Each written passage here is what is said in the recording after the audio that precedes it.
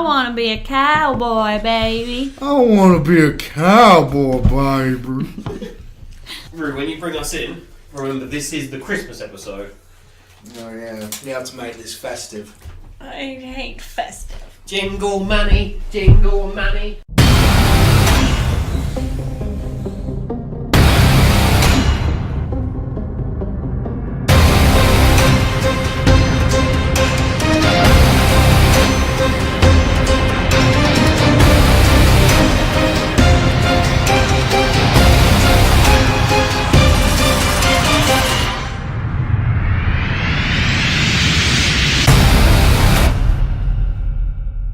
Hi guys, and welcome to episode 8 of the Let's Watch Horror podcast. You're here with me, Ruby, my very good friend Manny, Yay. and my very, very, very good friend Rob. Merry Christmas, everyone.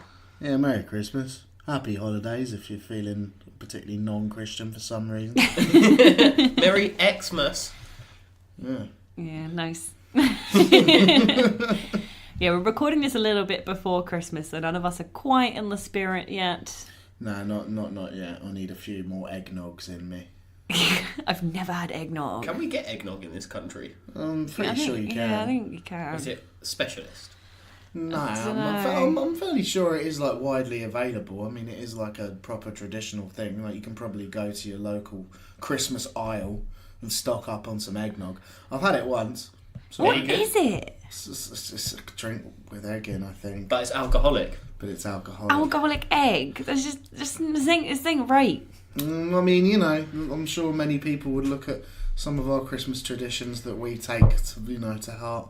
Probably say, "What the fuck are you doing?" You know what I mean? So, who are Example. You to I'm trying to think of one.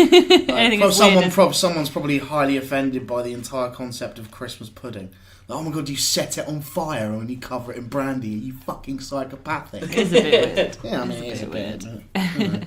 But yeah, this is our Christmas episode. It kind of worked out in a way because we hadn't really thought about our scheduling that far ahead, and we realised that this would be the episode that would come out closest to Christmas, and we didn't really have time to fit in an actual Christmas movie, or horror Christmas movie, obviously. And last week I won the competition.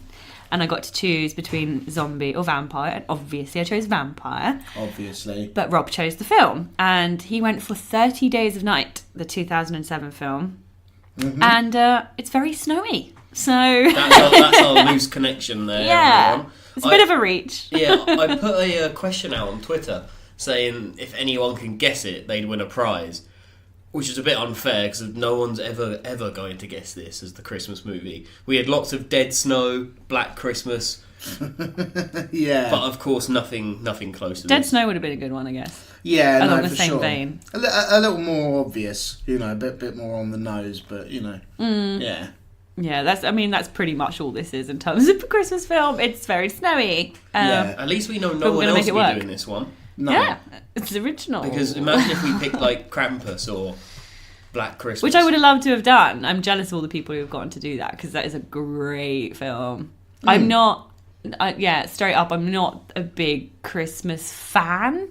Like, I celebrate it with my family in, sort of usual way, but I'm not one of these people who get super psyched about Christmas. Yeah, I'm kind of the same. It's not like the biggest of deals No. in my household, but like I appreciate the traditional value that it has, and I understand why everyone wants to get around and get a bit pissed and eat at Christmas and spend time well during the winter. I mean, during the colder parts of the year, we all want to get together and eat lots and kind of like chill with our family. I appreciate that, but I'd much rather watch a film about very brutal, violent vampires than Oh, yeah. this is how we do around these parts here, boy. It's kind of cool because, like I said, I'm not a big Christmas fan, so I've never really been one to search out Christmas horror movies. I've not seen a lot. I only saw Krampus like last year, I think, for the first time. Yeah, I've never really been into Christmas horror films.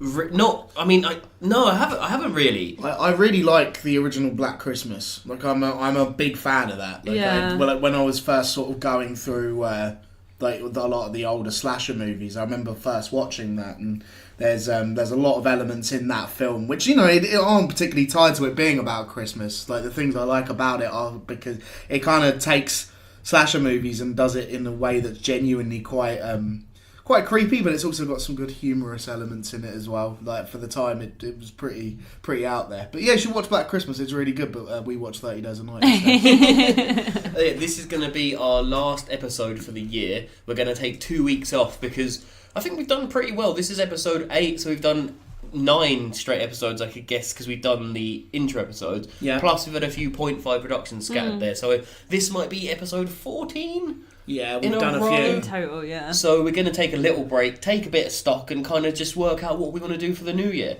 Yeah, do some scheming. Yeah. Figure our shit out. It's quite exciting. Yeah, it is. We've got some ideas for new content in the new year, which we think you might like. We certainly like, but you'll have to wait for that. Yeah. It's a New Year's bonus. Yeah, exactly.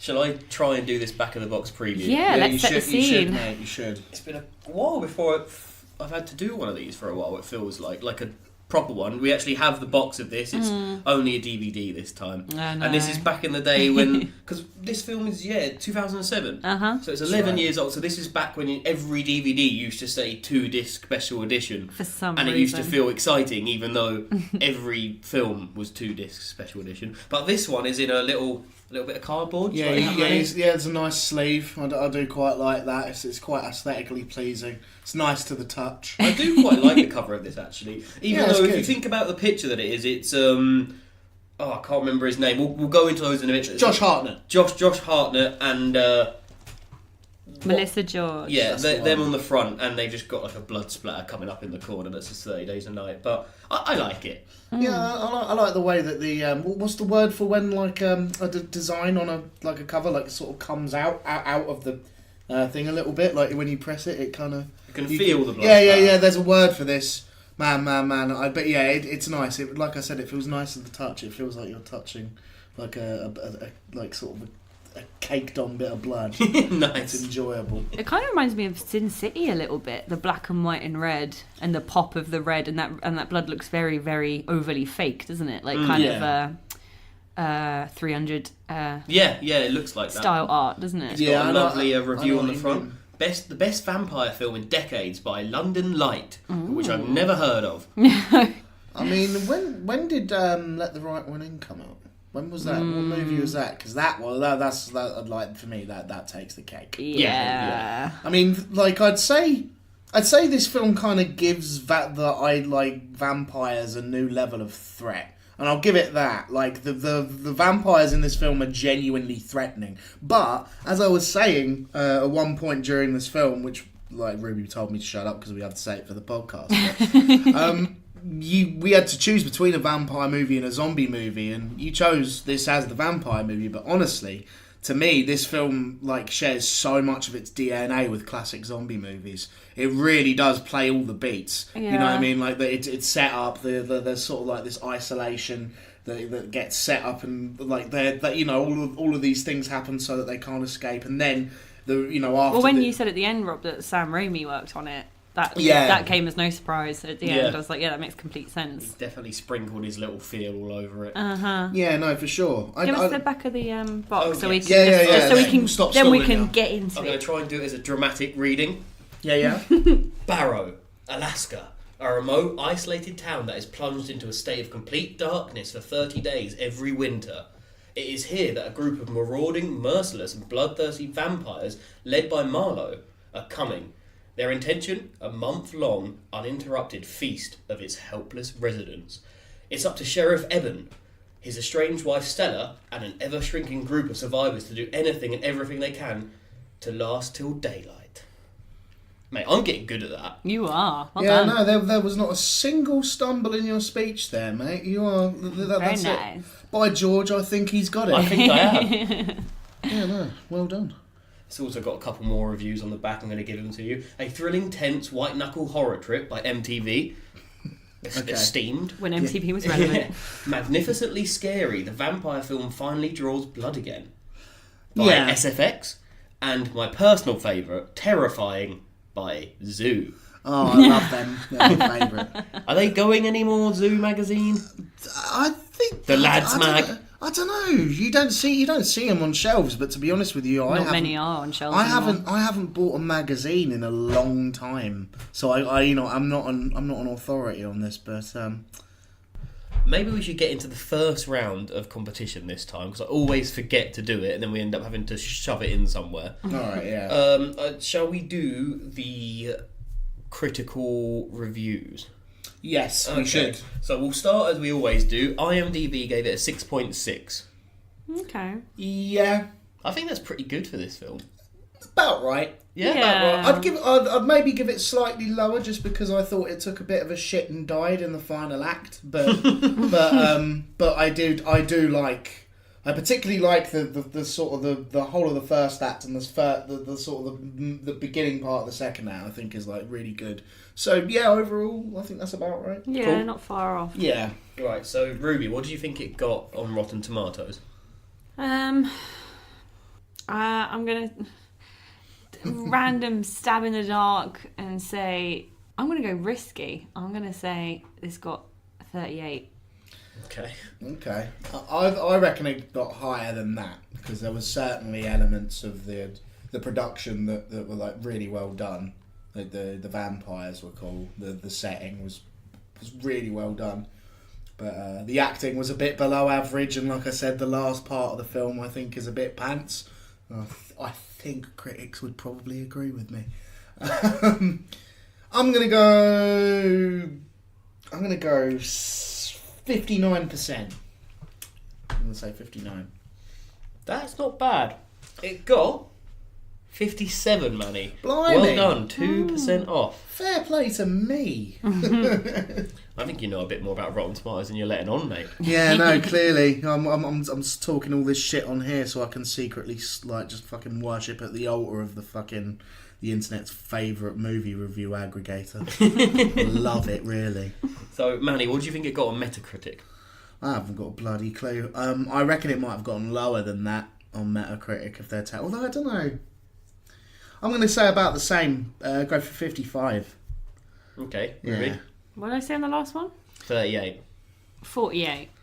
Well, fucking hell, Manny. What's that? You got it on the nose. Did I? It's 55%. Oh, mate. Jesus.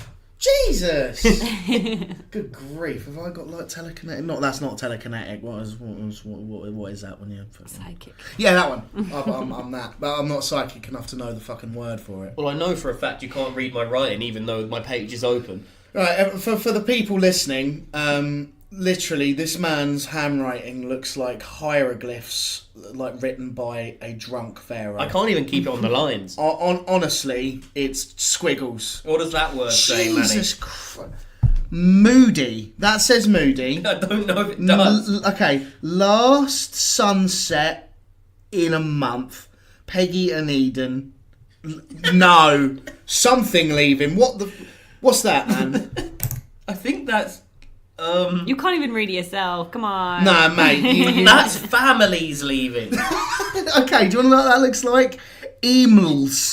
Emails. That looks like you've written emails. You need to. There might be someone called Emos. Just take some time and get the curvature in each word down because that is just literally squiggles. Mate. I don't like doing that when we're watching a film, though. I know you've got to be quick about it. I know you don't want to take your eyes off the screen for too long, but Christ, that's useless to me. I thought my handwriting was bad. Yeah, at least you keep it in the lines. God grief. My way of doing this when I was younger is to always buy a really fancy pen and then try and be like, oh, if I got a fancy pen, I'll write better, but it never worked. But I would still always buy a fancy, the Parker pens. We always wanted in school when you had to buy a little ink thingy and put it in there. Oh, I caused some serious mischief with those ink cartridges. Really? Yeah, you just stab the top of them, then throw them across the class. like Pete, I remember one time. I'm really sorry if he's listening. There was a lad called Bertie in my primary school, and I'm fairly sure it was Bertie. You had a Parker pen in primary school. Yeah, I know, I did, and I got one of those ink cartridges and stabbed the top of it and threw it across, and I got ink all over like the collar of his shirt, and it was like a permanent stain. And I like never paid for a new shirt. I never did anything. I was just like, sorry. And that was that, and he didn't like me then. Thinking of you in primary school, I want you to tell everyone how you used to introduce yourself, because it's... That was actually in like nursery and like preschool. Oh, okay. Yeah. Once again, the podcast becomes the confessional. Come on now, we'll get back on topic. But I suppose now that you brought it up, the first day I turned up to nursery school. I turned up and I went around to every person in that nursery school and said, "Hello, my name's Anthony and I'm 4." Every single person, and I made a real effort that day, and I'm sure You really put yourself out. Yeah, I did, and I'm sure everyone looked at me and went, "Oh, we've got one of these," and I've never really changed, really. No, still just as charming today. I always think of you when you were really young, looking like you do now, but just smaller. Not beard, no. I have that with both of you, though. I just imagine you with small bodies, but still like balding and bearded. Yeah. That's part of our plan for the New Year's. Is we're thinking of doing a kind of mini podcast photo shoot. Well, I say photo shoot. Our friend's going to use one of our phones to take a picture of us. But we're going to hopefully bring that out so we can have a background for our Twitter, because that's quite boring with the static. And hopefully everyone will all know what we look like then. Which will be You're in for a treat. Exciting for someone, maybe? Us, mostly. Yeah, I mean, you can put faces to the names if you want. You can have like, that's You'll what have I that want. option. Yeah, no, it'll be there. Shall we talk Anyway. about this film a bit? Vampires. That's the main thing I definitely wanted to shout about with this film, is those vampires are fucking sick. Yeah, they are awesome. They're for sure. so cool. They're wicked. I love the fact that they kind of have this language they speak. I completely. So I've seen the film before, but literally not for about a decade.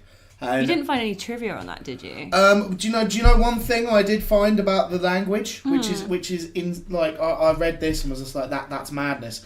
The vampires speak a completely original language that was written for the film with the help of a linguistics professor. That's cool. That is super awesome. It kind of reminds me of like there's that African language where they use clicks as part of their thing, and they kind of go like that kind of, and it sounds like proper inhuman. It's you all know in what I the mean? throat. Yeah. It sounds very like really like alien and like like definitely I enjoy the fact that they definitely have that kind of zombie-ish pack thing going on. But Well, you also... said something before we started watching it. I don't know if you picked this phrase up from somewhere else, but it definitely rings true, is that this film did for vampires what 28 Days Later did for zombies. I remember I thought that at the time, you know, it makes them really fast. It gives them like a proper threat. Like it kind They're of proper dangerous. Yeah, it completely gets rid of like all the subtlety that you'd usually associate with vampires and just makes them like animalistic, bloodthirsty like freaks. Basically. I actually like that the blood stays on them as well. There's so many vampire films where like you don't see them covered. They always wash the blood off themselves, or the next scene you don't see them covered in blood. Well, because usually, like the classic vampire, as we think of them when we think of like a Bela Lugosi, for example, is like a big part of that whole character archetype is that they're charming. So that, you know, they're meant genteel. And they kind of, you know, the sinister nature of them comes from the fact that there's something not quite there, but that they're very inviting. You have to invite them in after all. Whereas with this, that completely gets rid of all of the charm. They are like they're savages, aren't they? They just come and they like want to tear you apart. You know, Yeah, so and it's that like mob mentality as well. Like I can't think of, and it comes to mind anyway, I can't think of a vampire film where it's about how many there are of them. Yeah. It usually Blade 2 maybe? But that's because Yeah. it's like a virus. It's kind of like mixing zombies and vampires, really, Blade 2. I mean, Yeah, the they same were could be said for definitely- this. Yeah. there was definitely a wave of them during this sort of like in the 2000s, I guess. I've not seen it. Isn't there a film called Daybreakers where it's like a Don't society? watch Daybreakers. I've heard. I thought you liked it. I did not like Daybreakers. No, who No. is it that likes It's it? like vampires trying to become not vampires in a bit. Like this guy's worked out how to cure it by making you in like this silo, and you become and like you basically burn, but then get called off. Wasn't Ethan Hawke in that movie? Yeah. Yeah, I saw a bit of it. My dad watched it and said it was absolute dreck. The So- one thing that was cool about it is that the vampires they obviously need blood to survive, and Yeah. obviously because they've taken over, it's quite hard to come by blood, so they like sell it, but they keep on like synthesizing it, so like they'll go to the blood bank to get a drink one day, and it will be like this time it's got only 25% fake blood in it, and the next day it'll be like 50% fake blood, to the point of where they're basically just drinking fake blood, and like there's riots and stuff. That's pretty cool. Oh, so there's like it's like an economy, like Yeah, that yeah. sort of a thing. Yeah. Yeah, sure. That's what I mean by society. So it's more about like the numbers rather than it is about their individual strengths. Yeah. Whereas, like you say, classic traditional vampires is like you only need one. One is threatening enough. Yeah. In its absolute power. You don't need like 20 of them, or how many there are in this film. Yeah, the vampires in this film are kind of like a mixture of that kind of mob, like the mob mentality, and that they move in pattern. There's that animalistic thing going on, but like at one point, for example, they all like sort of like work together to like flip a car over. So they're all able to like coordinate. They all have a language. They're intelligent. They're not like zombies in that like they're brain dead whatsoever. But they have that animalistic edge, both in how they behave and how they look. They've got these like teeth, and they like The teeth are cool. Yeah, they are. The whole look is awesome, and the way they screech. It sounds like they're very tried doing animalistic. it, but I can't. I'm going to try. He sounded like a dying crow. Pretty good. I'm pretty happy with that. I'm gonna get you one night. No. That's not staying in. We're cutting that out. No.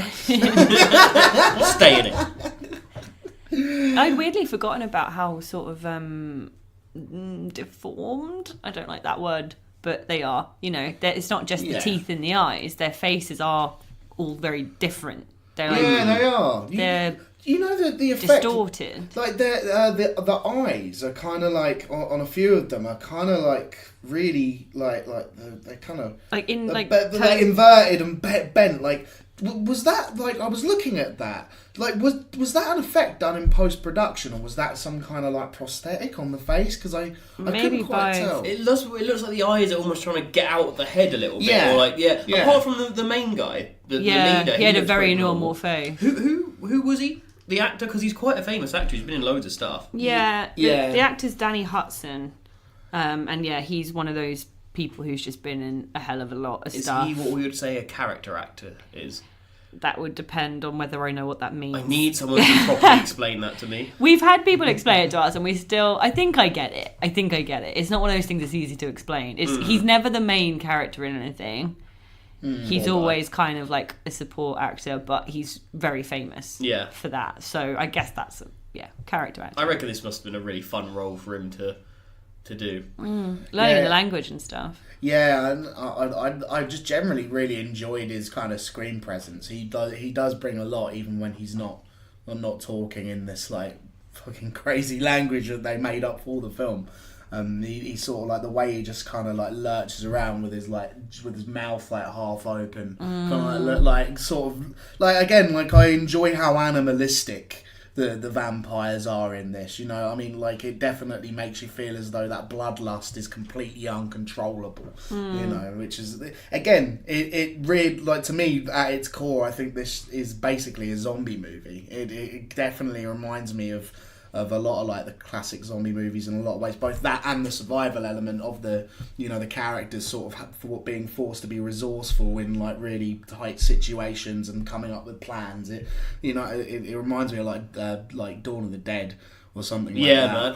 I definitely felt the survival element of it. It also felt like it kind of played like a video game in a way. Like, so you got to get here, but then to get this to work, you've got to go over there. So you've got to go get that thing. And then from there, you've actually found someone new. So you've got a little side quest to do. So you've got to help them get over here. But then there's a little, it really felt like a game. Like poor Eben was having... Is it Eben? Yeah, Eben. I'm pretty sure... I want to say Evan so much. I'm pretty sure when I first watched this, I thought it was Evan. Yeah. It's not, it's Eben.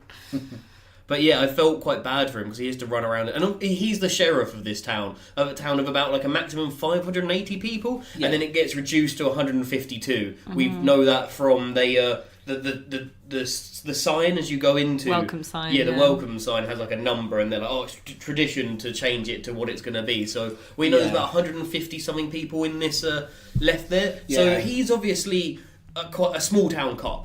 which means there's not going to be much to do apart from like a bit of vandalism or someone's lost something, or he's not going to be used to dealing with major crimes. No, so you to wouldn't have deal thought so. with these vampires, like he's going to be really badly set up for that. I mean, did you not think that Josh Hartnett seemed really young for this role? Yes. Yeah. I'm going to go as far as to say I think he was miscast. Yeah. Like to me, that was one of the first flaws I kind of saw. Because he is the sheriff. He's the full-on sheriff. Yeah, and his partner that he works with, is his name Billy? Yeah. Seems like a fair bit older than him. And yeah, for sure. I mean, I know it does happen. Like, age doesn't necessarily mean you get the higher up role, but like in this small town, you just think, I don't know, it struck me as all wrong. Yeah. I think... But maybe it's because it's clearly is like the sheriff and the police are the family, because his grandma works in the police station, his younger brother works in the police station. So maybe, I don't know what happened to his parents. We never get to see them, but it's almost like maybe his father dad was the sheriff and something happened to him. So then he, at a young age, took on the role of that because. Well, there's not going to be many people training to be a sheriff there, are they? They're mainly probably pipeline workers and whatever this utilidor is, probably all working there. That big factory or little what factory. What is a utilidor? Right, I'm getting on Google. It's a factory of some description. I know it has a machine which mushes things up. We were all like that word isn't something that's spoken in like the UK. I've never heard that word before in my life, so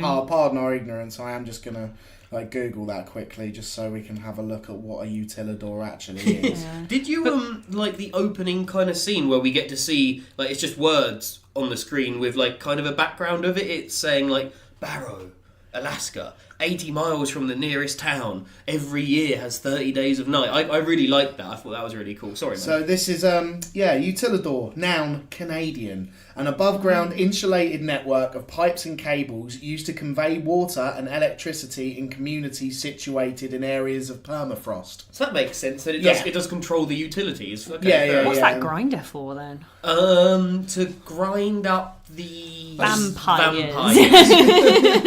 I just thought it was part of the machinery that is it was a generator generating power inside? I'm not sure. But it's not like they don't use anything to do that. They're not like. It's not like an abattoir or something where they're grinding up. Yeah, but no, maybe Manny's right. Maybe it was an open part of machinery that wasn't meant to be open, and that was actually just something working inside it. Yeah, maybe it was cogs of a machine, but they just fashioned to look like a grind. I mean, that sounds like a fucking crazy health and safety risk, but I mean, I mean, these people are living in a pretty wild situation. They're probably least worried about the health and safety in the factory. No, so we brought up a little while ago, Let the Right One In. And one of the things which I think is very easy to draw comparisons to is that it takes place in an area of the world where there is a long extended period of time where there's no sunlight, and it really is like one of those things. I'm sure the first person to come up with this probably went, "Oh God, that's insane." Of being like, we'll set a vampire story here because obviously it means it gives the vampires a huge upper advantage because there's no sunlight in order to evaporate them. And I definitely enjoyed the setting of this film. Yeah. I think vampires and this kind of a setting are like fish and chips. They just go together properly well. That whole thing just in the beginning when they're setting that up and like you say the words come up to tell you, which I don't think was strictly necessary. Like they could have just had a bit of clever dialogue to let us know that was the case. But it didn't offend me. It was a quick and easy way to do it. This is how this is going to work. But yeah, just that concept in itself, like that was probably the bit that I felt the most nervous in the whole film because just that idea makes me feel really uncomfortable. At the moment, we are currently still, I think, getting used to the fact that our days have become a lot shorter. It's December, and I mean, legit having to deal with the fact that it is dark before it gets to 4:00 is a bummer in of itself sometimes. So thinking about just literally an entire month where there's no sunlight is just. It helps you put, I think our current situation helped us get in that mindset because it just I really felt like how miserable that would be. Just before you introduce any vampires, you're just like, good God, man, that's a horror story in of itself. You can see why the vast majority of people left town, and it kind of left me wondering why everyone doesn't leave town. I mean, maybe it's just not possible for some people, especially the older people. Like, we're introduced to a character with Alzheimer's and stuff. Like, maybe it just wouldn't make sense logically to try and get them out of there. But I couldn't. I just can't. I can't even think about it. Like, it's just horrific. Like a full month of pitch black. I've been to a place in Canada called Campbell River in British Columbia, and that closes down every year. And it's not got 500 people in it, but it had like a few hundred people that lived there. And it's mainly like a kind of they do whale tours throughout the whale season and all that kind of stuff. But only 2 people live there for like 3 months. So it's like a whole Shining type thing, but obviously it's not just a building, it's this whole town with no one in it. You'd have to be so mentally resilient. It's ridiculous. That really does take like some like superhuman level of resolve. Good Christ, man. I like how you reacted, Manny, when at the pub, would you call it a pub? Bar? It's like a diner. It's a diner when they said they have no alcohol to the guy that... I mean, what is that? They said, like, alcohol's banned for this month, but people were already bad enough in the dark, let alone when booze gets involved. So did she say it was just for that month? Yeah, just it's not the whole time. They don't need drink to make this time, or to get involved during this time. Yeah, it said to make them even worse, and my whole thing was like, Jesus Christ, what are you expecting me to do? Like legit. Not only is it cold, so how else am I meant to warm myself up? Like, I'm sorry, but if it was going to be dark for a solid month, I would be permanently fucking tanked. Well, we literally said at the beginning, didn't we? Like, the only way I think we could get through this is if we just made it a month-long party. Just, you know, drink, recover, drink, recover, drink, recover. And then as soon as she said, like, there's no booze here, I was like, what? No. not even a little, like, champagne shandy? Jesus. Not even a mimosa? That sounds disgusting. Oh, man. Just not even more like a little shot of whiskey or something. Not even a little bit of, like, Carling or something. Carling? Oh, man. In those conditions, I would make it work. I'd chug 10 in a minute.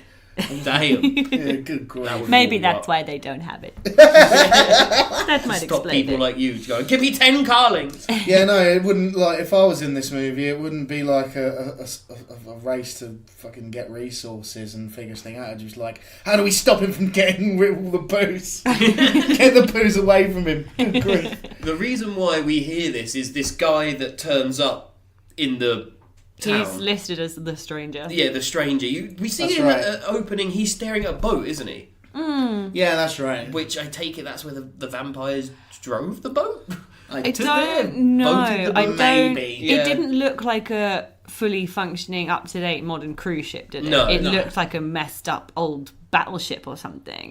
Like a whaling ship or oil tanker or something. It looked old anyway, so I don't know if that's where they were storing themselves, below deck, and he was dropped off to go and fuck shit up before they arrived. That would make sense. Yeah, but that's his purpose. He's sent to this town to go and mess things up. Yeah. To prepare for the vampires coming. So we see him very early on kill the Huskies, which made us all incredibly sad.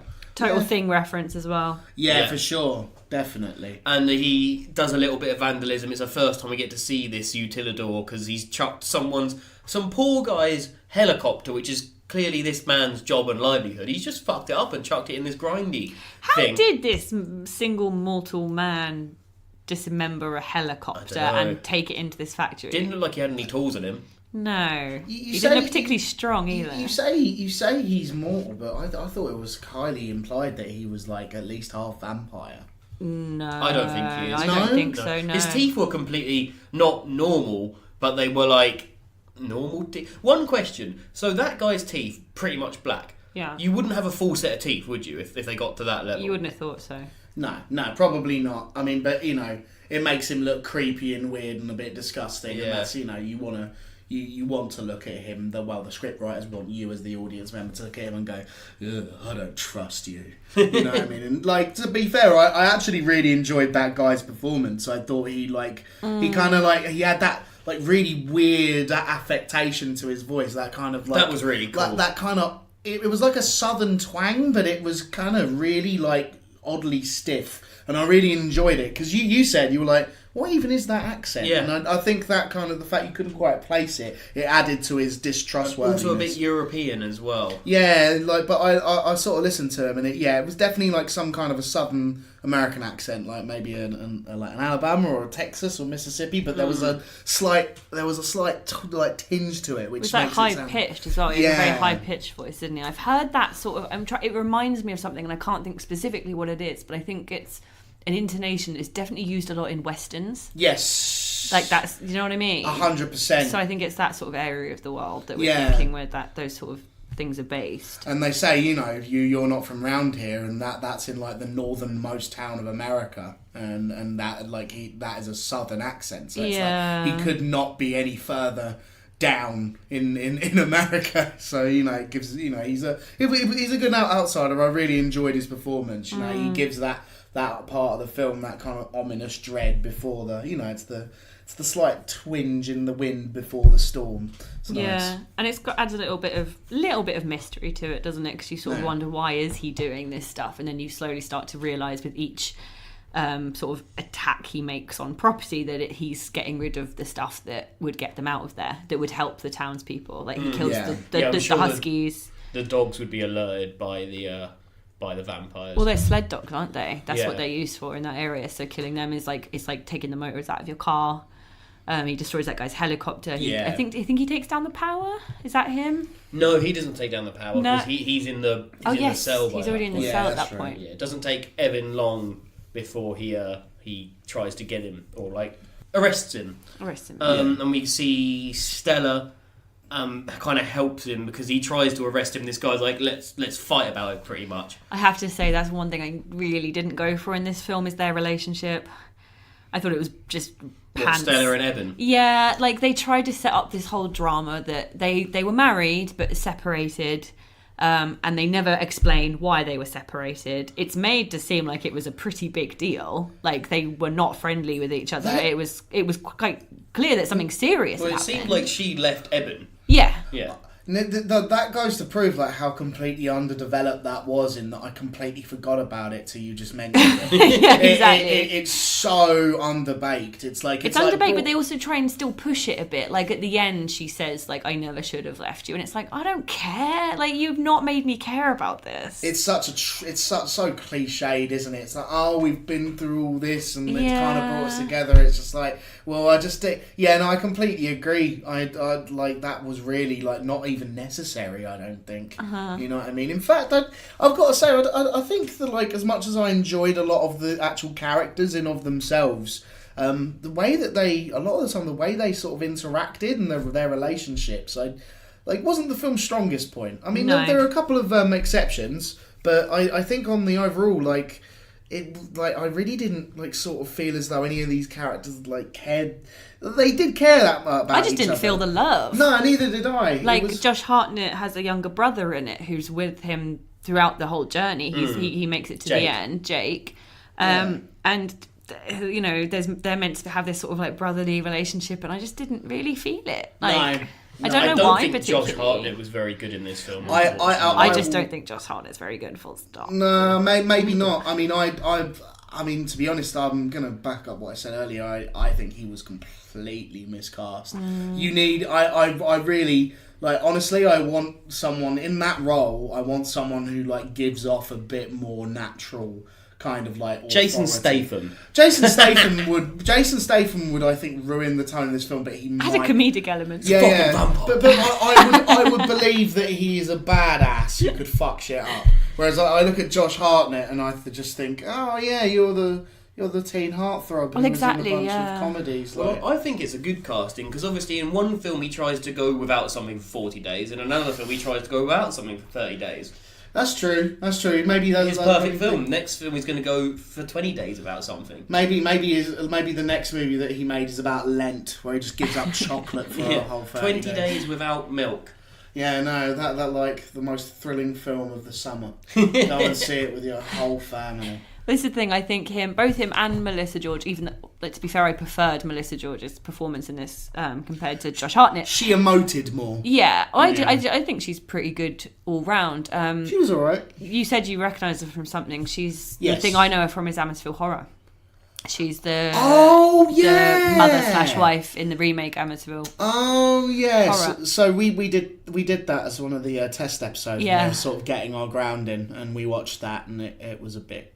Meh, it's a bit pants, but I thought she was all right in it. And yeah, she was. I think we all agreed when we watched it. She was like one of the things that actually gave the film a bit of like emotional resonance at all. Like she was very good at panicking. I remember that. Yeah, but also like for me, I think she's one of those in the films that I've seen her in, which to be fair isn't very many. She does tend to seem to pick roles that are like.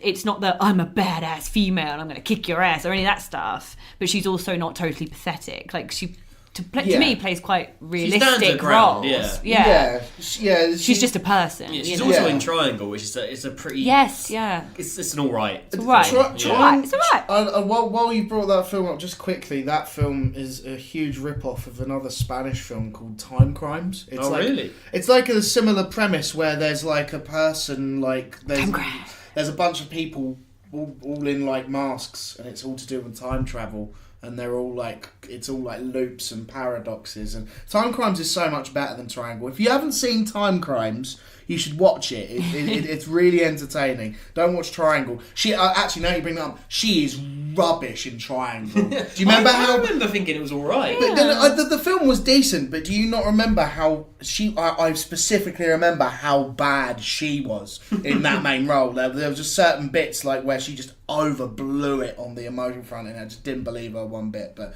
yeah, watch Time Crimes. What I was going to say is that I think both of them were really big at this time. Yeah, I think they were too. The peaks of their careers definitely seem to be sort of late 90s throughout the sort of early mid 2000s. Yeah.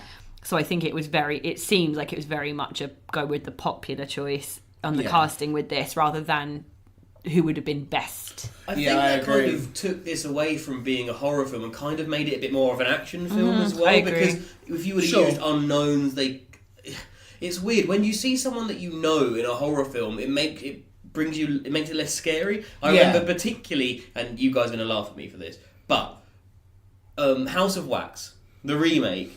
Okay, and I'm not talking about Paris Hilton, and I can't remember this guy's name, but he's from the OC. He was one of the main characters. Yeah. When he's in it, when I was younger, I think like this completely. It's not a horror film. I know this guy. Unless they're really big, talented actors. Well, I mean, like Jack Nicholson or something like that, then that's completely different. Or unless you're Drew Barrymore in Scream and you get killed off in the first 10 minutes.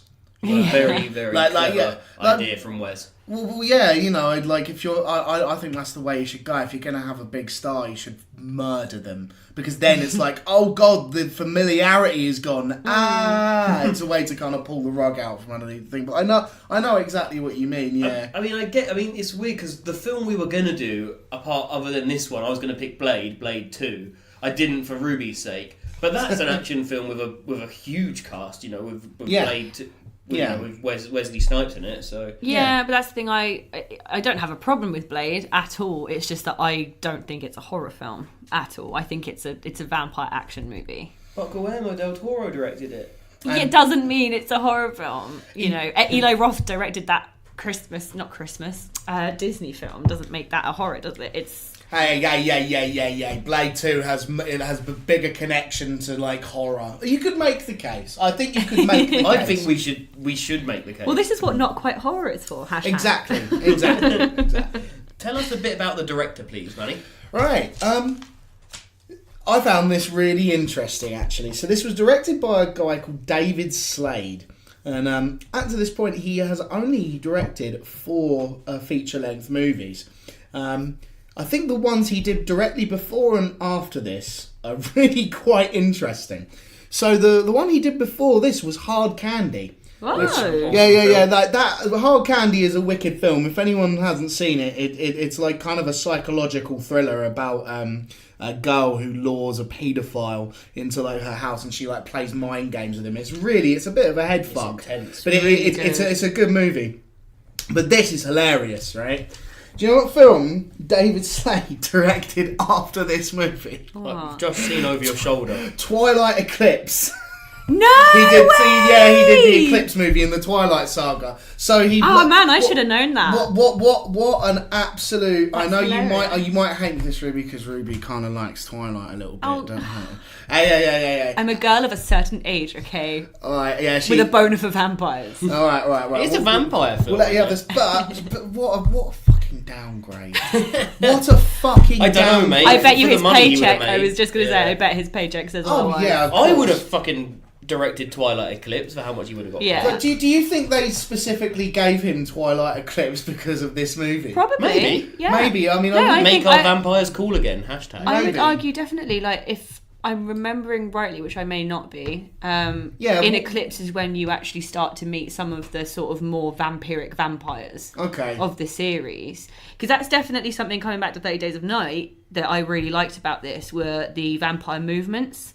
Yeah. And the way they sort of like attacked their prey and the way they stalked and the way they moved around. It was so smooth. Considering the time, Yeah. 2007, like CGI wasn't at its peak and everything. I thought it was really great. Yeah. Like I've seen films that came out. Actually occurred to me whilst watching this, like thinking about the first Twilight film. I was like, did that come out before or after this? I couldn't remember. Yeah. Because the movements in that are shocking. I think it came out after. I think it must have done. If he directed, I don't know, when did he direct Eclipse? No, it did come out after. 100%. Yeah, I think Eclipse came out in like 2009 or 10, if I'm not mistaken. Yeah, Yeah. no, it must have Something been. like that. But, Around the same time, actually. It must have been around the same but time. you bring up like the movements, and to me, like, yeah, they definitely had that like smooth element. But one thing I noticed, it reminded me of quite a lot of World War Z, actually, in that they used when they were actually like attacking, like literally going for the jugular. You could tell they'd sped up the film a little bit to kind of make so it gave them kind of that jerkiness and like that super like sort of like off killer, like really fast shaky. That element, only you seemed know. to happen massively with the first kill. The first vampire Yeah, kill. yeah, that we yeah, see. yeah, That- yeah. Luckily, they didn't do it much every time. I noticed it about 3 times, but I know what you mean. It most certainly had that element. But back onto other things that he has done. He's a prolific music video director, which with that he shares in common with David Fincher, which sort of, Yeah. I think it gives certain directors like a sense of like visual style and aesthetic. Yeah, he's done a few music videos for like Killers, AFI, System of a Down, Muse, Stereophonics, Torium. System, really? Yeah, he did Aerials. Remember? That's he did cool. he did one for Toriamos, POD, Stone Temple Pilots, and Aphex Twin, which is Not a bad. not bad back at all. catalogue. He's done he's directed some TV. He's done episodes of Breaking Bad, Black Mirror, Hannibal, Awake, Crossbones, Powers. Man, and he's done a lot and of stuff American we're Gods. into. Yeah, no, he's sort of like it's quite funny. He We does did one for American Gods. That's cool. Yeah. Well, what is American Gods again? It's the Neil Gaiman series. Well, series based on his book. Oh right, I've definitely heard some chatter about it, but I haven't sat down. It and was watched it. decent. It Yeah. slaps. Slap. Manny's new word is, well, I don't know if it's Now your- all of our yeah, new words. is slaps for when Yeah. you really like something. He first described it to me by talking about how a food slapped. I spend too much time on the internet, and all the kiddos say it, and I'm not cool or hip, but this word just makes me laugh my arse off when used in that context. So I've just stolen it. But yeah, no, he it's funny. I wouldn't say, out of looking at all of these things that he's directed that I'm aware of, there isn't really like a kind of a style which unifies any of it particularly, I'd say.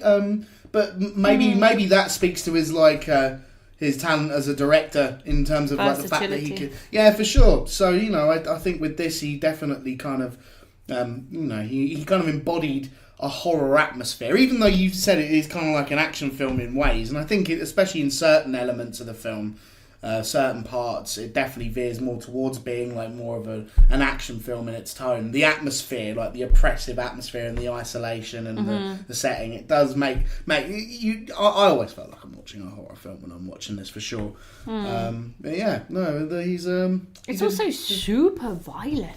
yeah. I definitely forgot how violent the movie got. Like, I totally did. There was that one scene in particular And it's not just like any level of blood or like physical impact or anything, but it's when like the head honcho vampire and his other couple of his people are like kind of cornering those two family members.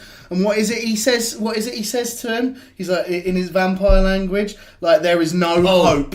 What a plague you are, or something. Oh, that was later on. That was a different thing, but that can definitely be brought up. He says, when man comes against a force he cannot destroy, he instead destroys himself. What a plague you all are. Oh, he says that to Bo. Yeah. Before stamping directly on his head and crushing his skull, which was pretty neat. It was. But yeah, there were definitely a few lines of the dialogue, which is obviously spoken in this completely original, made up vampire language, which were pretty badass. As someone who, like, I enjoy the Hellraiser movies for some of the things that Pinhead comes out with that are just like completely nihilistic but kind of cool. Like, it definitely had a couple of those lines where I was just like, yeah, that's badass. it was cool. It's weird, this film. I see it as it's a film with loads of bits rather than like kind of bits that are strung together, which I suppose you can say about all films. But there's like the scene where the vampires jump in through a window and you see the husband and wife, and the husband is being pushed up against the wall and stabbed with a poker. And and then his wife is on the floor seeing this happen, and she's eaten. Which, it looks like it's the main vampire and his partner. See, they do that kill. There's a scene with the guy who lost his dogs. They get attacked, and then there's a whole battle through underneath the floor because all the houses are raised, which I imagine is for damp, because obviously the snow is going to get wet and get into the foundations. So that there's loads of bits in this film. Like, there's the bit in the shop, in the supermarket bit with the kid.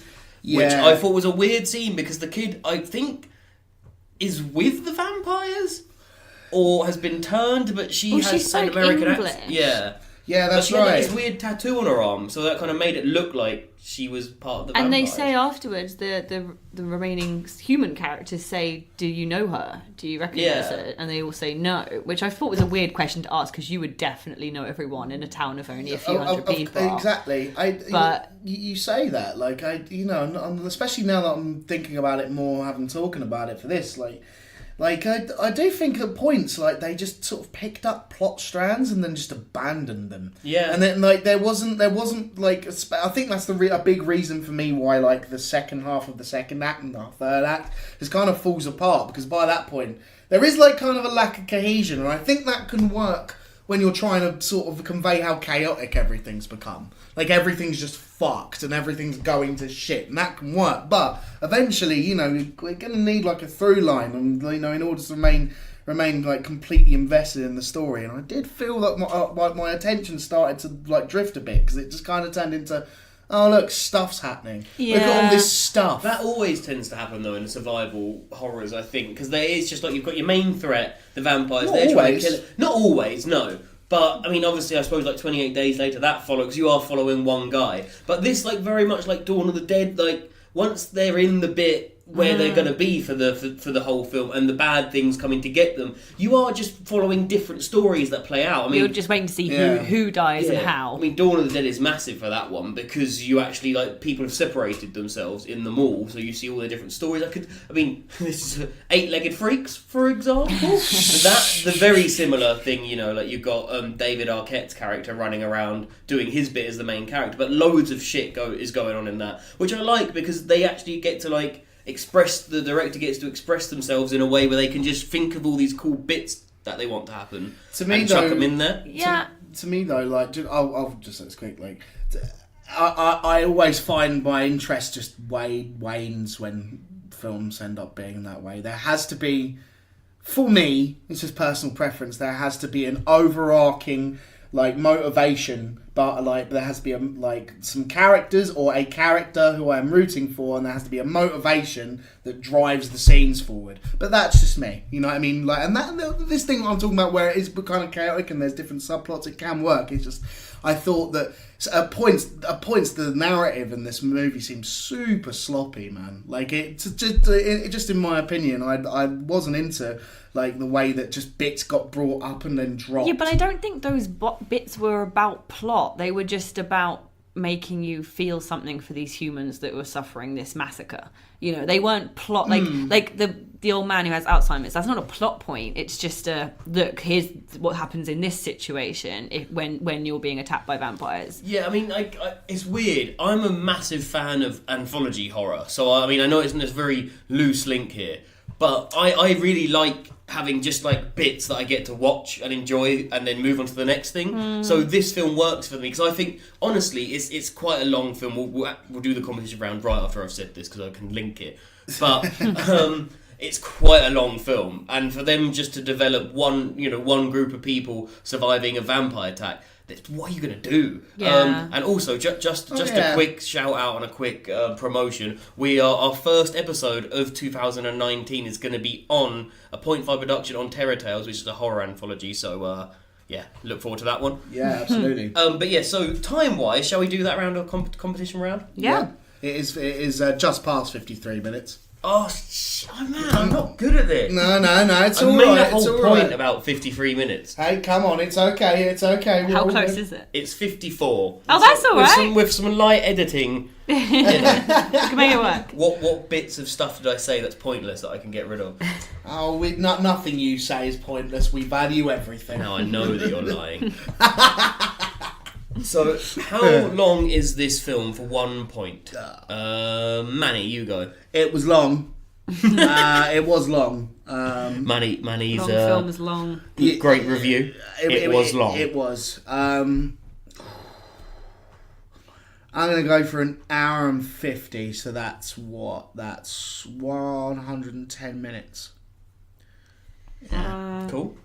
Yeah, I just find it hard to imagine that they would have been like, let's make this over 2 hours. You know, that's making a real statement in film, isn't it? When you go over 2 hours, Yeah. it really is. You better have some good story to tell. You if really go over better 2 have, hours. because otherwise people are going to be pissed.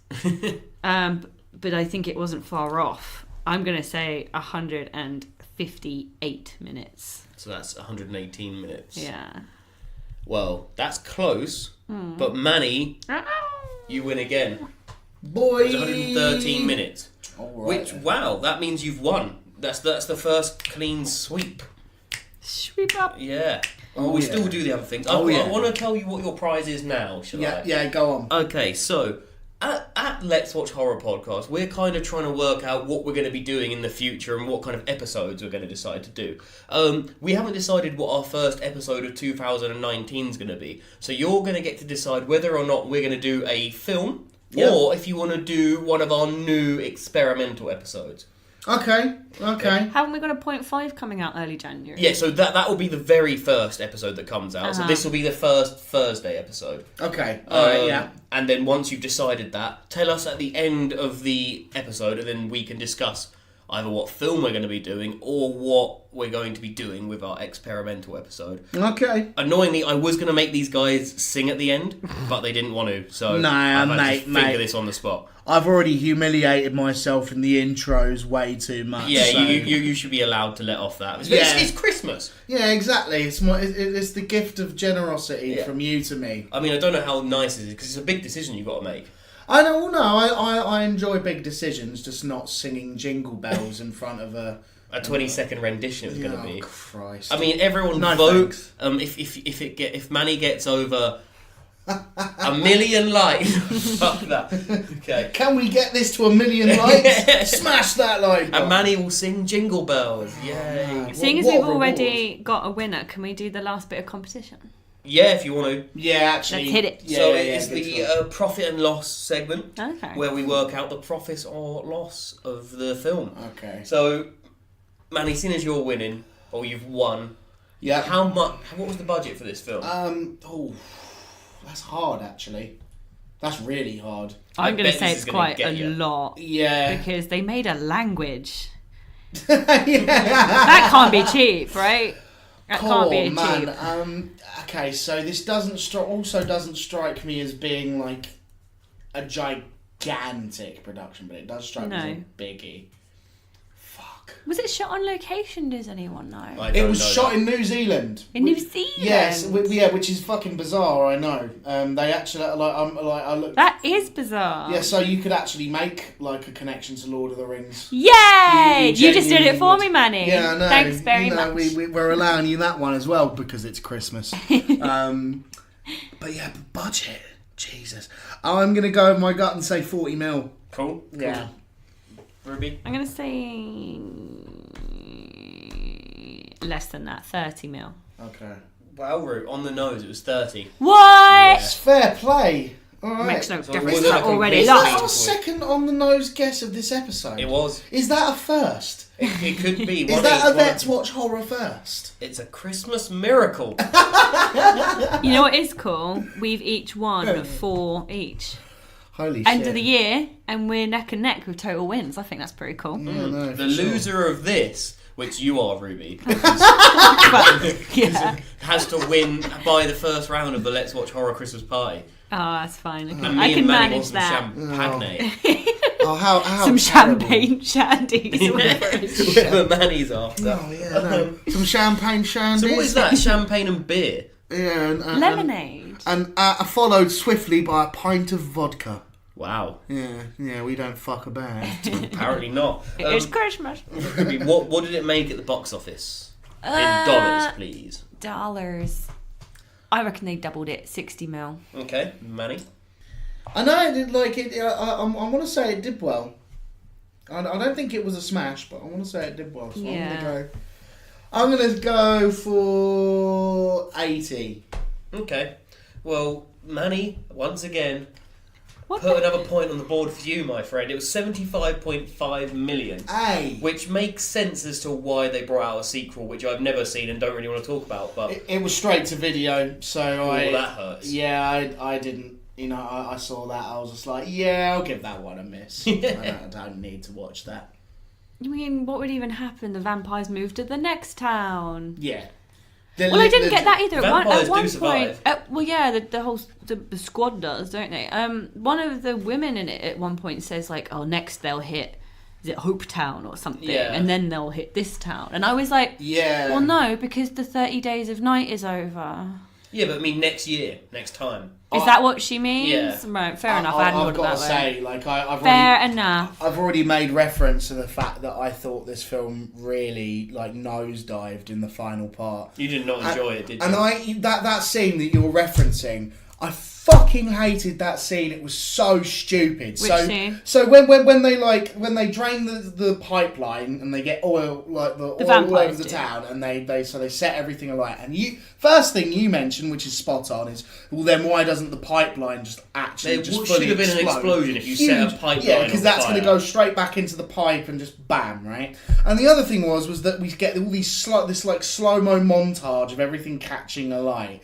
And as this is happening, they're all just standing around, like it cuts away to them talking to each other and then all just realising all at once exactly what's happening. And it was so on the nose, dog shit obvious. It was just like, everything's burning. And we're realising what their plan is as we're watching it all burn to the ground. And it just completely robbed, like, the scene of its urgency. Like when something like that happens, I want to feel like, oh shit, the town's burning to the ground, we're screwed, we need to figure out something now. They're all just standing around going, yeah, they're going to hit the next town. They're burning everything to the ground. Everyone's going to think it was just some horrible accident. They'll never know what happened here. It's just like, oh, fuck off and make some plans. Just Jesus. Yeah, no. And then, like, not long after, our Josh Hartnett decides to inject himself with the blood of someone who got turned into a vampire. So he can turn into a vampire because it's vampires who can fight the vampires. Yeah, that was insane. It was fucking stupid. So half vampire but not totally vampire. Josh Hartnett goes and fights the vampires. I think the glass vase is going to break in a minute. and he Vampires! To fight the vampires! he's punching the vampire and they have like this big fight. It is and then really dumb. And then It just is really, out really of dumb. nowhere, It went like comic book for a minute, didn't it? yeah, and then just out of nowhere, he just like grabbed him in the mouth. He didn't even grab him, he just punched him through the mouth. He punched him through the mouth, so his fist went into his mouth. And then it looked like he grabbed out his brain. I think that's what happened. It was I was like, what the fuck am I watching? Did you just give up? We just oh, fuck it, just throw this together. I feel like it was Josh Hartnett. So I reckon bad. They cast him and he was like, I'm only doing this if I get to be a vampire. And they're like, well, no, you're going to be the good guy. You can't, another actor is taking your role. No, I'm going to be a vampire. No, I'm going to be a vampire. But what you're going to do at the end is you're going to run out and heroically fight them as a human. Vampire. No, I'm only going to kill him by punching him through. Well, you can do that as a non-vampire. And he's fair. like, no, that's the thing. He's a vampire who didn't kill him by doing a vampire thing, which is draining him of blood. He punched him through the face. A human could have done that. No, they couldn't have. That is, it's showing super strength. It's still bollocks. I did like the fact that he got kicked in the head on the floor, did a full 360 spin, but his neck didn't come off. I suppose a human's head may have come off at that point, but. It was fucking. I was alright with it until you got angry, and now I'm angry. It was so bad. I don't know why they didn't just have it that one vampire got into the factory and bit him, and then they killed him, and it was like, oh, I'm going to turn. I may as well take him down as I go. Do you know what I mean? But it was this decision to actually. He knows nothing about these creatures, by the way. Everything is just guesswork at the moment. Yeah. They've pretty much gathered there's some kind of vampiric creature. But it's just I'm going to take his blood out with a syringe, inject it into me, and hopefully he won't die. Well, he literally commits. It's like an elongated sacrifice because we know he's going to die. But he doesn't know that he's not in 5 seconds going to turn into a bloodthirsty animal who's going to kill his entire family. That would have been a funny ending. He doesn't know that. He has no idea that that's not what's going to happen. Yeah, and I know the idea is it's worth the risk. Is it? Well, the reason he does is because really? Stella has found a child. These vampires are really clever, and they've kept a few people alive and sent them out as bait to try and bait out the other people that have survived and are hidden from the vampires. And this little kid walks out called Gale, I think, and Stella sees it and tries to rescue the kid. Yeah. And they get separated, and eventually Stella is underneath a car. So that's why. And Eben. Yeah. He sees this, and that's why he decides that they can't just run away and hide it out. He's got to become a vampire. It was a very strange decision. And, it was kind of cool to see vampires fight, but at the same time, if we wanted that, we could have watched Blade. Exactly. The silly elements of this film were all done in a far more entertaining way by the Wesley Snipes vehicle itself. The rest of the fight scene wasn't particularly ridiculous, was it? Like you say, he gets kicked and he spins around a bit, but it was pretty much just punching each other in the face. Like any human fight, and then suddenly punch through the face. It wasn't particularly Matrixy or anything. They weren't doing any ridiculous vampire shit that you see in a lot of films. They could have really hammed it up. We didn't get the music didn't change very much. It should have been so Josh, Eben runs out and does well to start off with.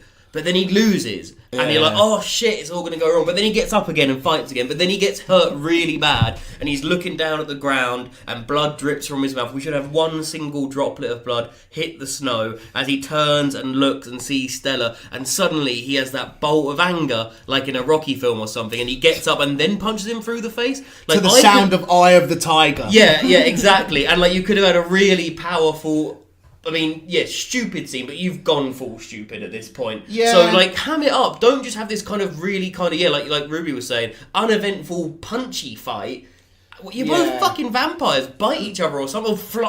Run off a building and do a bit of Matrix, but don't just have a standard fight. Around. And also, what are the other vampires doing? I know that I suppose he is the leader, so they're letting the leader fight, but your leader's not doing that. Well, actually, the leader was doing completely fine until he gets in a one lucky, and that was a fucking lucky punch. To pinpoint punching someone through the face. And how big is this guy's mouth? He does. I swear to God, he rips out his brain. He punches through the back of his skull.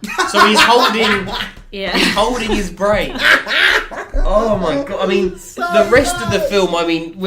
We don't really need to talk too much about it because this is where we get to, and damn. Yeah, the very last scene is like them, like he's turned and they're like embracing. So like the sun is finally coming up and they're hugging, and he like turns to Ash, going like and what's meant to be like a dramatic romantic final climax. But like you said, like they didn't give us much in the way of reason to really give that much of a shit about Eben and the Stella. Eben and Stella. Well, about their relationship, but also going back to the transformation thing, like him becoming this weird hybrid of half vampire for some reason. Yet he still melts in the sun, just like a vampire would. So why is he not wanting to eat Stella? You know, it's so he just sloppy. was so insanely lucky that he got the powers he wanted to get, Very fucking and not the unbelievable ones you'd he be that didn't. lucky.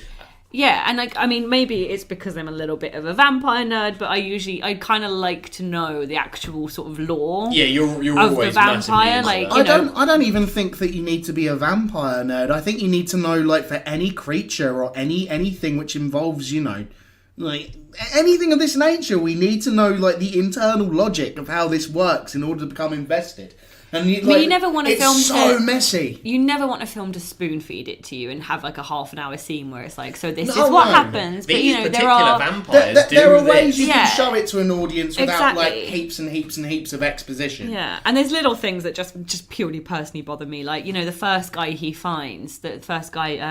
Eben finds who's been bitten, and he realises, oh, he's turning. Like, his teeth have become sharp, and stuff like that really bothers me, because I'm like, it's a bone. Like, it can't just become sharp. Like, I know they're made up mystical creatures. I get that, but stuff like that really bothers me. I'm like, it would make sense for fangs to protrude out of their gums. I get that. But it's his like, teeth are already it's like a there, new bone suddenly has been changing. formed all of a sudden. Yeah, no, But it's like his teeth he already had. Now they're sharp. Like, it's just like, oh, come on. Or even if they did something really dumb, just like showing him like sharpening his teeth on a knife or something. Even though that's stupid, and I just can't. I mean, even that would have been better, because I'm like, okay, that's how it happens. I mean, maybe it's just a weird compulsive thing whilst they're transforming. Do you know what I mean? I could work with that. Easier to bite a person and get blood out, I guess. But I don't know why I'm trying to help Manny with his point here. No.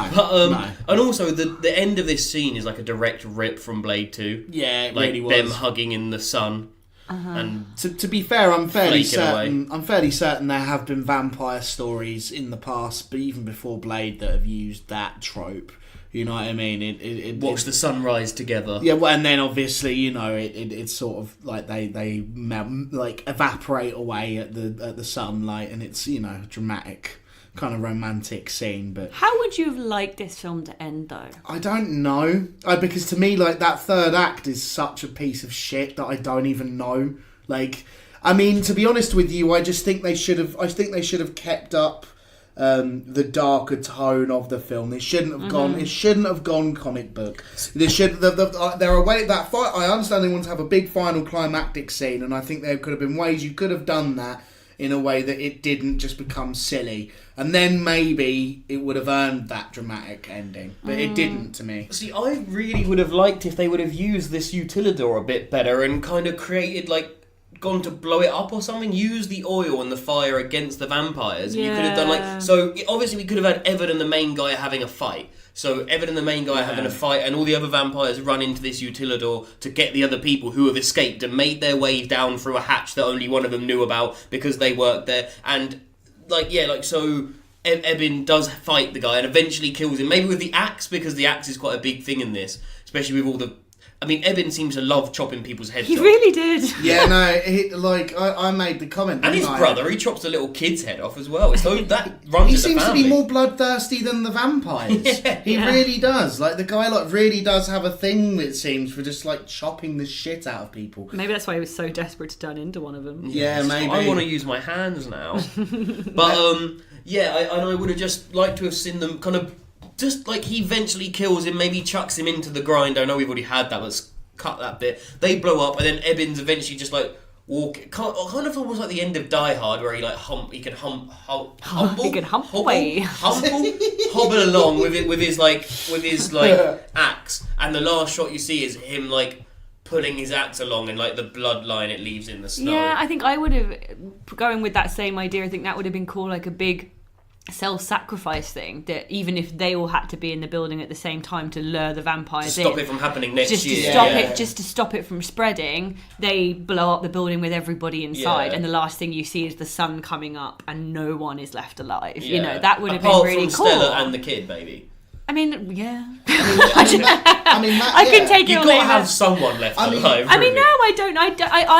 The thing I like about this film is that it's so. The beginning, like you say, the first act and the beginning of the second act, and the setting is so desperate. Yes. It's desperately isolated, it's desperately lonely. And that, like we said, like the whole idea of the 30 days of night is really oppressive and scary.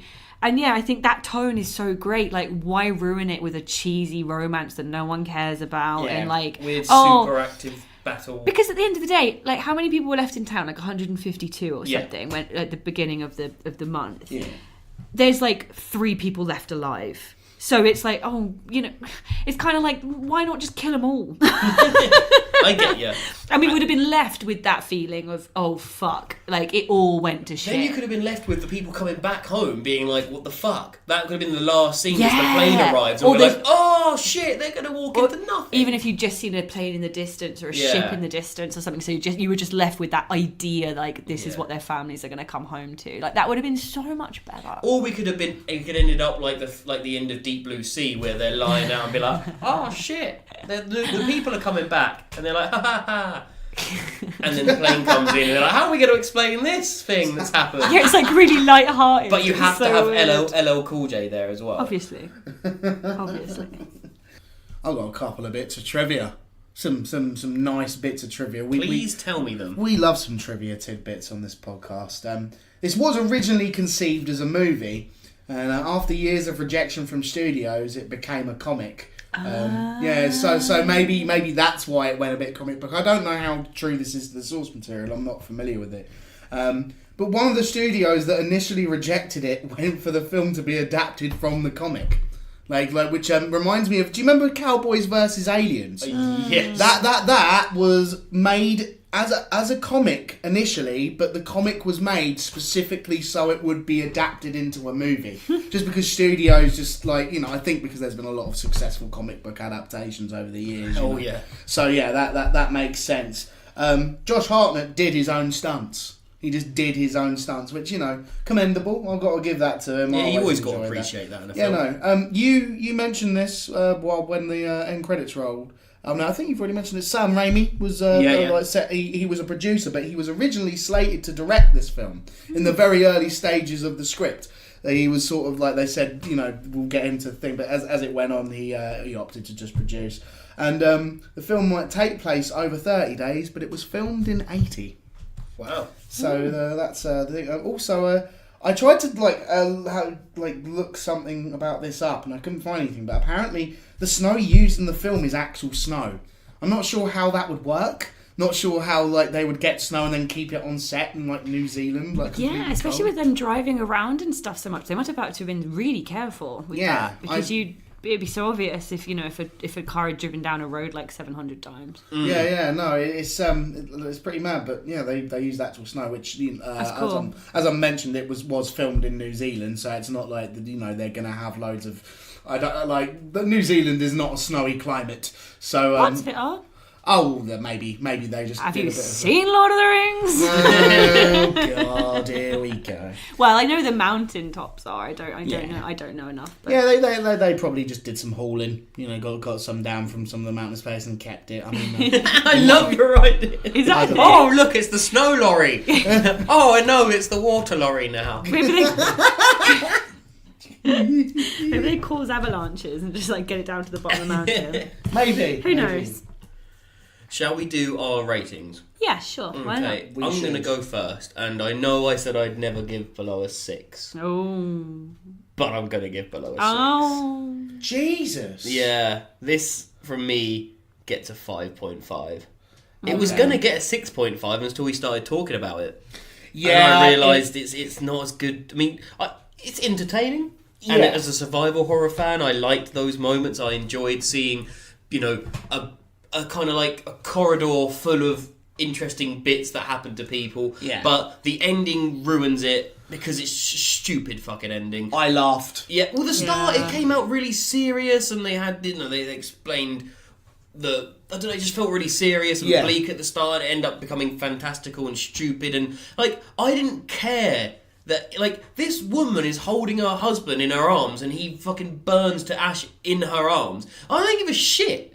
Yeah, I was still angry that the guy got punched through the head.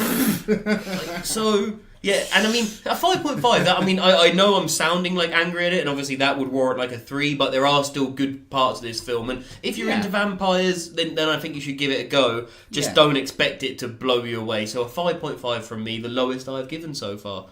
Yeah. For the Christmas episode, which is a bit sad. Like the outside is as cold as your heart. Yeah, Merry Christmas. I'm not sure what I'd give this. My review is going to be somewhat similar to my last one, where I said that there were elements that I really enjoyed. Somewhat similar to Hostel, because there were elements I really liked, and there were also elements I really did not like. So I love the tone of the first half of it. I love the vampires themselves. I think that there's a real atmosphere here at first that they really do take advantage of, and I do enjoy a lot of that. I think the characters are pretty weak, though. I think there's a lot of the plot is a mess, and that final part of the movie is laughable. I'm going to go smack bang 5. That's what I'm feeling. I'm going to go smack bang 5 in the middle. That's I'd say smack bang 5. Cool. Ruby? Yeah, I feel like there's a little bit to unpack here. To reiterate some of the stuff we've already said, like that the setting was beautiful and really played a massive part in making this actually a decent film and worth watching. I wasn't keen on a lot of like the camera work in this. Like most of it was pretty standard, but some of it was actually kind of painful. Like I especially our 0.5s have been better than this. Some of them, like camera work wise, Oh, the films themselves. I thought you meant our reviews. I was like, have you been filming us? No. Like the films we've been doing for the 0.5 have been way more definitely. thought out. Like the main scene that comes to mind is the opening scene when the stranger gets off the boat and he's walking in the snow, and it's that sort of for the very, very beginning and sort of setting the tone for it. And I really wanted to see some just really long, lingering shots of him in the snow, of him being the only thing out there, like this only speck on this vast whiteness. And the camera just kept darting around, like to his face, over here, over there, and it was just. I was like, what? What am I trying? What do you want me to feel from this? But that being said, like there was that awesome shot where you get the first outbreak of chaos, and it's like the eye in the sky. That was great. Down of like moving out, and you can just see all of this carnage, like sort of in all these different places. That was an awesome bit of camera work. But some of the shaky cam stuff on this sucked. There were bits. The bit you said like that, I would definitely say is the best scene in the film. Yes, it is really good. It's quite harrowing actually. Like it really brought home that this is an 18. This is a horror film, and these people are being massacred. They're not. It's not just a few people getting killed. It's over 100. It's 150 people, right? Nearly. Yeah. Children and old people included. Oh yes. And they're not just being. Not that there's any nice way to be massacred, but they're being eaten alive and being played with and tortured at the same time. Yeah. Like it really was pretty nasty. And like we said earlier, I'd totally forgotten how violent this film was. It really is very violent. It's really violent. I'd say like it's giving Hostel a run for its money not in terms of concept, but in terms of blood and kills. I'd love to see someone that doesn't watch horror films watch this and see their reaction. Yeah, like there's a lot of blood and guts in this, and they don't hold back in a lot of scenes. Like, there's a scene where he chops Billy's head off, and it fully shows you him hacking his head off and it falling off his shoulders. Like, it's pretty grim. Yeah, like still slightly attached. Yeah. Like hanging on by a thread kind of thing. Yeah. Yeah, and when his arm gets chopped off, it's blood fucking everywhere. Like, it's brilliant. It's really great. Yeah, it's good. And there's a lot of violence in the attacks on the humans. I really like the way that the vampires threw the humans around like rag dolls. Yeah. That was really great. Like sometimes you lose that, just that element that vampires are insanely powerful. Yeah. They don't just want to, it's not just that they want to drink your blood, it's that they want to rip your body open and see your heart pounding before they stop it. You know, it's like they really are the definition of a violent killer. And I think they captured that in this. There's a definite physicality. Yeah. They proper... I did enjoy some of those scenes where they, like, people just get dragged. Mm-hmm. Like fast. Like they're nothing. Yeah, it definitely hammered home that you're dealing with some, powerful fucking beings. Definitely, I agree. Mm-hmm. It was weird that there was sort of no... I didn't feel like there was any grand entrance for Marlowe. No. He's the leader of this gang of vampires, and he just suddenly sort of appears, and you sort of have to work out for yourself that he's the big boy. And like you say, his face doesn't look the same as the rest of them. There's just sort of some inconsistencies with, like I said, as a vampire nerd, bother me. Like, their skills weren't very consistent. Yeah. Like we said, they in some scenes they're super, super powerful and they show that off. But you remember the bit where their van gets overturned and then Beau comes to pick them up in a van and they drive off and the vampires are like, oh, they got away this time. It's like, well, you could just chase that van. It was a significantly bigger van. I mean, yeah, but they're turning cars upside down like they're nothing. I feel like there would be enough of them. Yeah. In order for them to like still be able to at least like get inside, they and it's not like they wouldn't just like piss it off. Like, yeah, they have an intelligent thing and they can cooperate and communicate, but there is always that element to them. It is implied that they are animalistic. I can't believe they wouldn't try just instinctively to just keep going for it. Yeah, like completely. It was almost like they got scared off or got tired out from the fight, so they just luckily got away. And I just thought, there was some inconsistencies there that bothered me particularly. But I'm sorry, I could keep going on. I'm not going to keep going on, but it feels good. On the plus side, this film does feel pretty hopeless, which is great in a horror film. It really doesn't seem like these humans have a good way out of this situation at any point. As soon as you realise the corner they're in, it's like that's the corner they're going to die in one way or another. And that's great. That's something I definitely want from a horror film. So, I think I'm on a similar board with you guys. I tend to lean towards being kind, but I think I'm going to side with you, Manny, and give this a 5. And those points come from mainly the vampires themselves, the way they look and the way they behave. The horror that's created from that. Yes. Specifically. Yeah. So 5 vampire. I'm going to say 5 of Eben's chopped heads. Yeah. How many like people does he kill? He chops off 2 people's heads. Yeah. And he punches through another man's head. And keeping it in the family, his brother Jake chops off a little girl's head. So that's right. There's 4 head chops off. Yeah. Yeah. Pretty intense. He has a good time. Yeah. So that was our review of 30 Days of Night from 2007. Mm-hmm. And also, that was our Christmas episode. So, however you are going to be celebrating it this year, or whether you don't celebrate it, have a nice time. And we will see you in a couple of weeks' time. I think our first episode is on like the 7th of January. I think so. And it will be one of our 0.5 productions on Terror Tales, which is a really cool anthology horror film. And actually, it will be coming out on video on demand the next day. So I will obviously post about this on Twitter and everything. But that'll be good for the new year. One quick question, Manny. What are we going to be doing for our first Thursday episode of 2009? Damn, that sounds crazy to say. Yeah, I know. It always does. So, new year, new leaf, new things abound. I think that it is only right that we kind of expand our horizons a little bit and venture into something a little different. We've been discussing... like recently, different ideas for sort of different concepts or episodes, and we thought we'd bring out an episode, give it a try, maybe carry it on. We'll see, get some feedback from you guys, also see how we feel. But we're definitely going to give it a go. Of instead of talking about a movie in an episode, we're going to talk about a topic or a question or like a general theme of some description,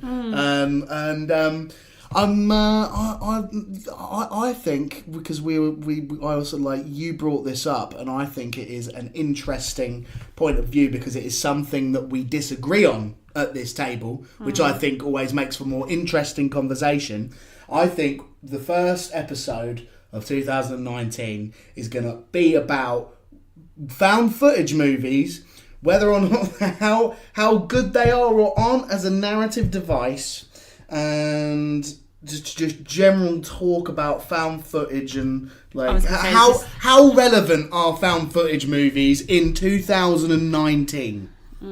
Yeah, it was starting to sound like an essay question there, and I was like, oh god, no more please. No, it won't be like an essay. There'll be plenty of jokes and shits and giggles in amongst all of the... Well, this is what we were thinking. We were thinking possibly once a month we do an episode where we just have a discussion about a topic to do with horror films. Or, you know, I mean, we've had loads of ideas, you know, whether or not like horror games are better or more entertaining than horror films. All this cool stuff that we really want to just start having a chat about that, because during our talks about horror films, we end up actually having chats about this kind of stuff anyway, and it distracts us from the horror film that we're watching. And this also might mean we may be able to keep our times down a little bit on the horror films. So that's what we're planning on doing. Of course, we'll put stuff out on Twitter so everyone will know about it, hopefully going into the first episode. And I think I might do a poll as well, or like something so that we can get an idea of the listeners, what they think, and we can discuss that as well.